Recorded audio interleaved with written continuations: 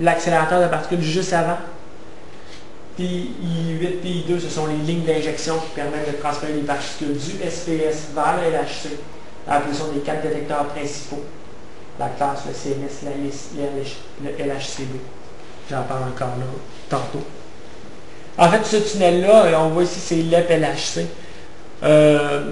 C'est exactement le même tunnel. Ils n'ont pas construit un nouveau tunnel pour l'accélérateur de particules. Le LHC est juste, disons, le descendant du LEP, une version informatique, un upgrade. Ils ont tout simplement entré dans le tunnel, ils ont tout tiré dehors, puis ils ont mis des nouvelles machines plus récentes, plus modernes pour opérer là-dedans. Ils n'ont pas construit un nouveau tunnel, c'est exactement le même tunnel qui était déjà utilisé par le LEP. Si on regarde un peu quelques nombres intéressants sur les lâchers, il y a des nombres qui sont plutôt assez drôles à regarder. Là. Bon, la circonférence 26 659 mètres, la circonférence plus exacte. Bon, il faut qu'ils tiennent compte des forces, en fait, des forces de la Lune, des forces de marée sur les LHC, parce que les forces de marée affectent l'eau, affectent aussi la Terre. Ils déplacent légèrement la croûte terrestre, ce qui se traduit par une variation de la circonférence très légère, quelques millimètres au maximum, du LHC. Puis s'ils veulent avoir exactement la bonne énergie lors des collisions, il faut qu'ils tiennent compte de ce changement de grosseur-là, avec les phases de la Lune. Le nombre total d'aimants qu'on retrouve, là, on tient compte de tous les aimants qu'il y a, autant que ce soit les aimants qui servent à guider les particules, qui servent à contrôler les faisceaux, qui servent à focuser les faisceaux, il y a plein de différents types. En tout, on en trouve 9593. Le champ maximum, champ magnétique maximal que ces aimants-là peuvent générer, c'est 8,33 Tesla. Bon, ça ne dit peut-être pas grand-chose, des Tesla à beaucoup de monde, là.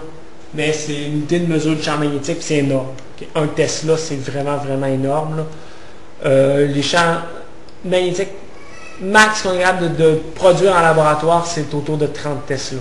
Et ça, c'est dans des laboratoires sur recherche des hauts champs magnétiques. Là, ils ont une petite machine là, qui sert juste à produire un champ magnétique de 30 Tesla.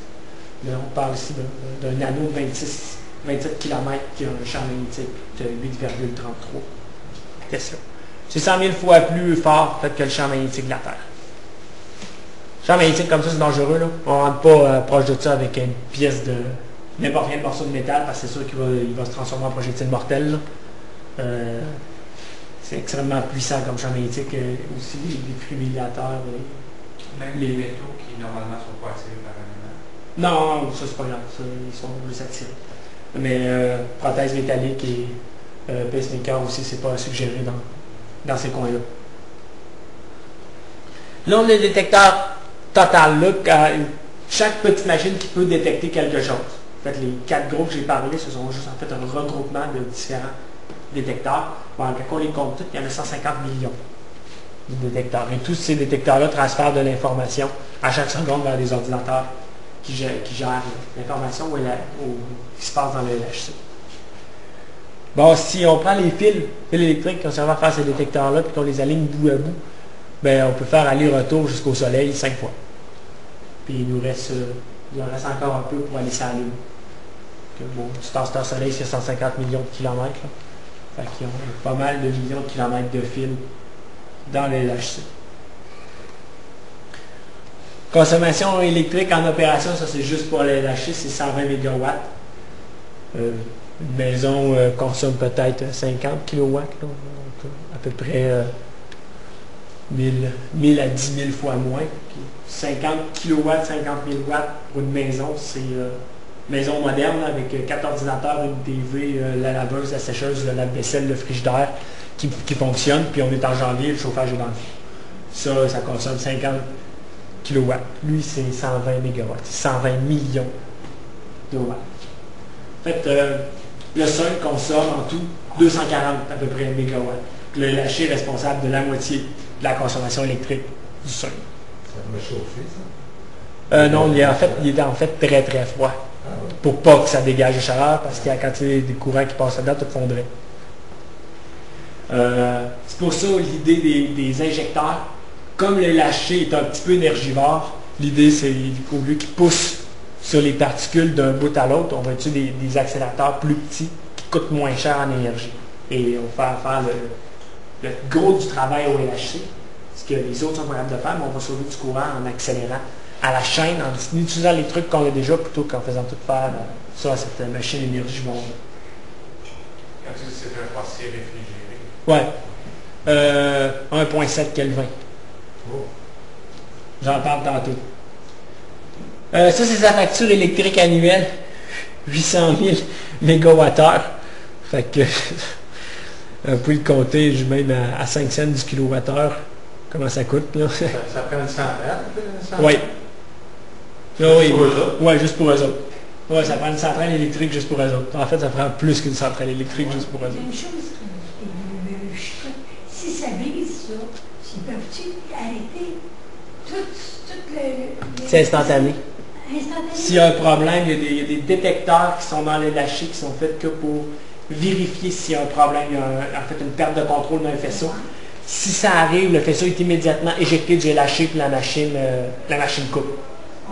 Okay. Tout est géré par informatique parce que un faisceau de même, c'est pas dangereux pour l'ensemble de la Terre, mais c'est dangereux pour la machine même. Ça peut passer au travers d'un détecteur là, sans problème. Là. Faire un beau trou dedans. Si on regarde les données informatiques, ils génèrent, quand tous les détecteurs sont fonctionnels, 700 mégabits de données par seconde. Ça, c'est un CB. Plein par seconde. Les autres qui ont des ordinateurs qui collectent ça en temps réel et qui enregistrent ça. Juste enregistrer cette information-là, 700 mégabits par seconde, c'est un méchant défi au niveau de l'informatique. Par année, ça fait 15 millions de gigabits. Ça prend un gros paquet de disques durs là, pour tout stocker ça. Si on met ça sur des CD et on fait une pile, ça fait une pile de 20 km de haut par année de données qui génèrent. Seulement, ils ne mettent pas ça sur des CD. Ils mettent ça dans des gros disques durs dans leur serveur. Le coût d'opération, c'est 19 millions d'euros par année, essentiellement l'électricité. Et le coût total de la machine, ça a été 6,3 milliards d'euros. Faire tous les détecteurs et le tunnel, ça inclut la main-d'œuvre et tout. Là. La construction complète a coûté environ 6 milliards d'euros. C'est quand même, ça semble beaucoup, mais c'est quand même pas trop cher pour le genre de machine qu'ils ont. Ça, selon moi, ça va pire marché qu'ils ont eu. Donc, si on regarde le fonctionnement du LHC, je vais regarder différents trucs. Je vais regarder surtout les injecteurs, ce qui alimente le LHC, les deux trucs, les deux ingrédients essentiels du LHC et les genres de particules qui sont accélérées. Donc, injecteur, là, le chemin que suivent les particules, ça a l'air compliqué, là, mais on passe en détail, il y a quelques petites vidéos. Ils partent d'un accélérateur qu'on appelle le LINAC 2, qui est un accélérateur en ligne droite.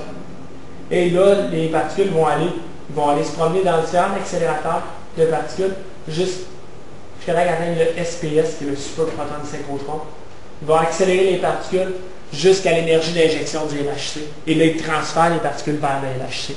Et là, ils sont accélérés à des très très grandes vitesses. Si on regarde au niveau énergie, donc ça va peut-être être plus significatif. L'énergie, vous connaissez un petit peu plus en physique, l'énergie va être plus significative. On peut regarder ça, c'est un pourcentage de la vitesse de la lumière à laquelle les particules sont rendues. Donc, le LINAC 2, qui est le premier accélérateur, va augmenter ça jusqu'à 50 mégaélectronvolts, 31,4% de la vitesse de la lumière. Le booster, qui est un accélérateur circulaire, qui commence à faire virer les particules en rond. Ça n'a pas été trop long.